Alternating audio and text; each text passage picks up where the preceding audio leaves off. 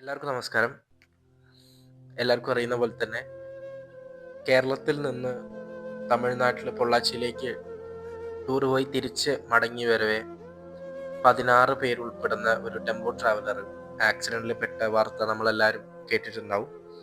അപ്പോൾ ഇത് സംഭവിച്ചിരിക്കുന്നത് വാൽപ്പാറയാണ്. വാൽപ്പാറ എന്ന് പറഞ്ഞ സ്ഥലം നമുക്ക് എല്ലാവർക്കും അറിയുന്ന പോലെ തന്നെ ചുരങ്ങൾ നിറഞ്ഞിട്ടുള്ള സ്ഥലമാണ്. അപ്പോൾ ആദ്യം തന്നെ ഈ മരിച്ച ആൾക്കാരുടെ ആത്മാവിന് ശാന്തി നേർന്നുകൊണ്ടാണ് നമ്മൾ ഈ വീഡിയോ തുടങ്ങുന്നത്.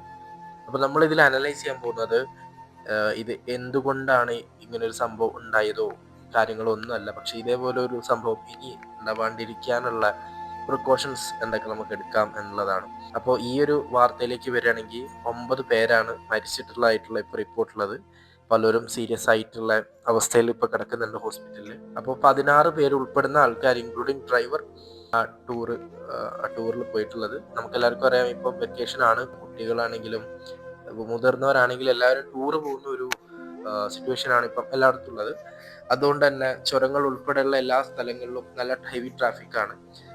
ഞാനിപ്പം കറന്റ് ബാംഗ്ലൂരിലും സ്റ്റേ ചെയ്യുന്ന ഒരാളാണ്. അപ്പം നമുക്ക് ഇങ്ങോട്ട് വരുന്ന വഴി, നാട്ടിൽ നിന്ന് വരുമ്പോൾ ഞാൻ താമരശ്ശേരി വഴിയാണ് വരലുള്ളത്. നമ്മൾ ഓരോ ദിവസം ചുരത്തിലൂടെ പോകുമ്പോൾ അവിടുത്തെ ട്രാഫിക്കും കണ്ടീഷൻസ് ഒക്കെ നമ്മൾ കാണുന്നതാണ്. അപ്പം ഇതുപോലെ തന്നെ വളരെയധികം ഡേഞ്ചറസ് ആയിട്ടുള്ള അത്രയധികം ഹെയർപിൻ ബെൻസ് ഉള്ള ഒരു റൂട്ടാണ് ഈ വാൽപ്പാറ പൊള്ളാച്ചി റൂട്ട് എന്ന് പറയുന്നത്. ഞാൻ പേഴ്സണലി അതുവഴി പോയിട്ടില്ല, പക്ഷെ പോയ ആൾക്കാരുടെ എക്സ്പീരിയൻസ് ഞാൻ ധാരാളം കേട്ടിട്ടുണ്ട്. റിസ്കിയാണ്. നമുക്ക് ആ ചുരത്തിന്റെ ഓരോ ഹെയർപിൻ ബെൻഡിലും നോക്കിക്കഴിഞ്ഞാൽ തന്നെ അവിടെ അതിനു വേണ്ടിയിട്ടുള്ള സേഫ്റ്റി പ്രിക്കോഷൻസിന് വേണ്ടിയിട്ടുള്ള സൈഡ് വാളുകളും കാര്യങ്ങളും കാണാം. പക്ഷെ ഇന്ന് പറഞ്ഞ പോലെ തന്നെ 13ാമത്തെ ഹെയർപിൻ ബെൻഡിൽ നിന്ന്, അതായത് മുകളിൽ നിന്ന് താഴേക്ക് ഇറങ്ങി വരവേ 13ാമത്തെ ഹെയർപിൻ ബെൻഡിൽ നിന്നാണ് ഈ വണ്ടി താഴേക്ക് പതിച്ചിട്ടുള്ളത്. ഏകദേശം 8ാമത്തെയോ 9ാമത്തെയോ ഹെയർപിൻ ബെൻഡിലേക്കാണ് ഇത് വണ്ടി പോയിരിക്കുന്നത്. അപ്പോൾ ഇതിനകത്തുള്ള മെയിൻ സിറ്റുവേഷൻ നമ്മൾ നോക്കിക്കാണുന്നത്, എല്ലാവർക്കും അറിയുന്ന പോലെ തന്നെ ഒരു ട്രാവലർ വണ്ടിയാണ് ഇങ്ങനെ ഒരു പ്രശ്നം ഉണ്ടായിട്ടിരിക്കുന്നത്, ഒരു ബസ്സല്ല. അപ്പം ട്രാവലർ വണ്ടി ഓടിച്ചിട്ടുള്ള ആൾക്കാർക്ക് അറിയാം എത്രത്തോളം ഇതിന്റെ ബ്രേക്കിംഗ് എഫിഷ്യൻസി ഉണ്ട് എന്ന്. പലപ്പോഴും നമ്മൾ ആംബുലൻസ് ഒക്കെ ട്രാവലറിൽ ചെറുപാഞ്ഞ് പോകുന്ന കാര്യങ്ങൾ നമ്മൾ കാണാറുണ്ട്. പക്ഷെ നമ്മൾ ആരും വിചാരിക്കില്ല ഈ വണ്ടി പിടിച്ച് അവിടെ കിട്ടുന്നു. അതിൽ തന്നെ ധാരാളം ആംബുലൻസുകൾ ബ്രേക്ക് കിട്ടാതെ അപകടത്തിൽപ്പെടുന്ന വീഡിയോസും കാര്യങ്ങളൊക്കെ നമ്മൾ ഓൺലൈനിലും സോഷ്യൽ മീഡിയയിലും കണ്ടിട്ടുണ്ട്. അപ്പം ഞാൻ ഇതിനകത്തൊരു മുമ്പോട്ട് എടുത്ത് വെക്കാനുള്ള കാരണം എന്ന് പറഞ്ഞിട്ടുണ്ടെങ്കിൽ, പലവരും ചുരത്തിൽ അത്ര ഓടിച്ചിട്ടുള്ള പേഷ്യൻസ് ഉള്ള ആൾക്കാരായിരിക്കില്ല, അല്ലെങ്കിൽ ചുരത്തിലൂടെ ഓടിച്ചുള്ള എക്സ്പീരിയൻസ് ഉള്ള ആൾക്കാരായിരിക്കില്ല. അപ്പം നമ്മുടെ ഒരു കൺസെപ്റ്റ് വെച്ചിട്ട് പൊതുവെ ഇപ്പം ലോങ് ഓടി വരുന്ന ഇഷ്ടം പോലെ ആൾക്കാരായി ഈ ഫീൽഡിൽ, വണ്ടി ഫീൽഡിൽ, ബസ്സാണേലും ട്രാവലർ ആണേലും നമ്മൾ എടുത്ത്, അതായത് ഇൻവെസ്റ്റ് ചെയ്യാൻ ക്യാപിറ്റൽ ഉണ്ടെങ്കിൽ ആരാണേലും പരിപാടി തുടങ്ങുന്നത് വളരെ നല്ലൊരു കാര്യം കൂടിയാണ്. കാരണം കോമ്പറ്റീഷൻ വന്നാൽ മാത്രമേ ഈ ഒരു മേഖലയിൽ വളരെയധികം ശോഭിക്കാൻ പറ്റുള്ളൂ ആർക്കാണേലും. അതുപോലെ തന്നെ നമ്മുടെ പരമാവധി കസ്റ്റമേഴ്സിന് നല്ലൊരു ഔട്ട്പുട്ട് കൊടുക്കാൻ പറ്റും. അപ്പം അതൊക്കെ നമുക്ക് മാറ്റി വയ്ക്കാം. അപ്പം ട്രാവലർ പോലെയുള്ള ഒരു വണ്ടി ഓടിക്കുമ്പോൾ എനിക്ക് പേഴ്സണലി തോന്നിയിട്ടുള്ളത്, 80% നമ്മൾ വണ്ടിയുടെ ബ്രേക്കിംഗ് കൺട്രോൾ ചെയ്യുന്നത് ഗിയറിലാണ്. ബാക്കിയുള്ള വണ്ടികളുടെ അല്ലെങ്കിൽ ഒരു ബസ് പോലെയല്ല. ബസ്സിൽ നമുക്കറിയാം വളരെയധികം പവർഫുൾ ആയിട്ടുള്ള എയർ ബ്രേക്ക് സിസ്റ്റമാണ് യൂസ് ചെയ്തിരിക്കുന്നത്. അപ്പം ട്രാവലറിനെ സംബന്ധിച്ച് ബ്രേക്കിംഗ് പണ്ട് മുതലേ കേട്ടുവരുന്ന ഒരു പരാതിയാണ് ഫോഴ്സ് വണ്ടികളിൽ പൊതുവെ. അർബാനിയയിൽ അത് സോൾഡ് ആണ് മോസ്റ്റ്ലി. പക്ഷെ ട്രാവലറിനെ സംബന്ധിച്ച് ബ്രേക്കിംഗ് അതിന്റെ എഫിഷ്യൻസി വളരെ കുറവാണ്. പക്ഷെ അതിന്റെ എഫിഷ്യൻസി കുറവാണെങ്കിലും വളരെ നല്ല രീതിക്ക് വർക്ക് ചെയ്യുന്ന എൻജിൻ ബ്രേക്കിംഗ് ആ വണ്ടിക്ക്.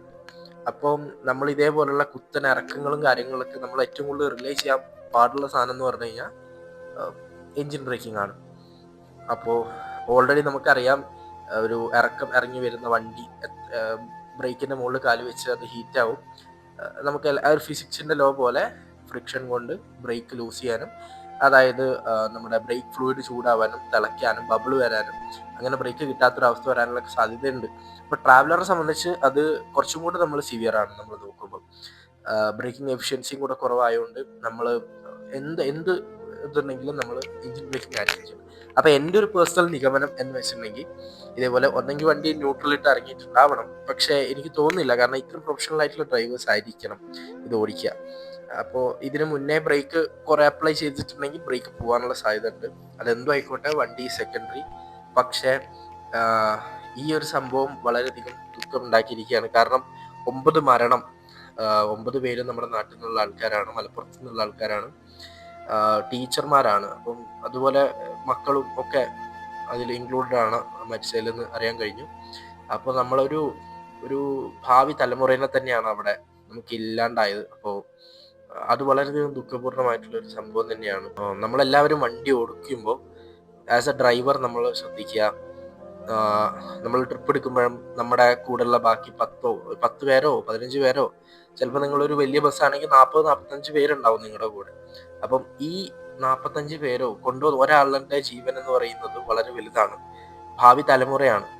ഏതായാലും ഇപ്പൊ നമുക്ക് നമ്മുടെ സോഷ്യൽ മീഡിയ എന്ന് അറിയാൻ കഴിഞ്ഞത് മിസ് അജിത, റംല, സുഹറ, ആശ, സാജിദ, റുക്കിയ, ഷക്കീന, മജീദും ഇഷാനും, ഇത്രയും പേരാണ്. ഇഷാൻ എന്ന് പറഞ്ഞാൽ 12 വയസ്സുള്ള ഒരു പിഞ്ചു കുഞ്ഞാണ്.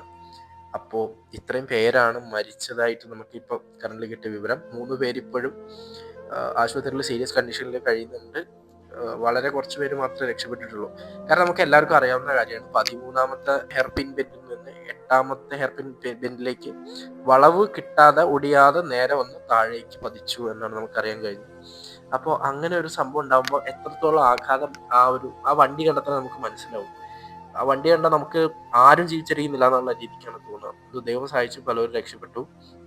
ഏതായാലും ഞാൻ ഈ വീഡിയോ കൊണ്ട് ഉദ്ദേശിക്കുന്ന ഇത്രയേ ഉള്ളൂ. വണ്ടി ഓടിക്കുന്ന ഓരോ ആൾക്കാരും ശ്രദ്ധിക്കുക. കാരണം നിങ്ങളുടെ ബാക്കിലിരിക്കുന്ന ഓരോ ജീവനും അതിന് വളരെ വലിയ വില ഉണ്ട്. നിങ്ങൾ സ്റ്റിയറിംഗ് എപ്പോൾ വണ്ടി സ്റ്റിയറിംഗിൽ എപ്പോൾ തൊടുന്നോ ആ സമയം മുതലാണ് അവരുടെ ജീവനം നിങ്ങളുടെ കയ്യിലാണെന്നുള്ള ബോധം ഉണ്ടാവുന്നത്. അപ്പോൾ എല്ലാവരും ഡ്രൈവ് സേഫ്. ഇതേപോലുള്ള സംഭവങ്ങൾ ഇനി കേരളത്തിലല്ല, ഇന്ത്യയിലല്ല, ലോകത്തെവിടെ ഉണ്ടാവരുത് എന്ന് പ്രാർത്ഥിക്കുന്നു. നന്ദി, നമസ്കാരം.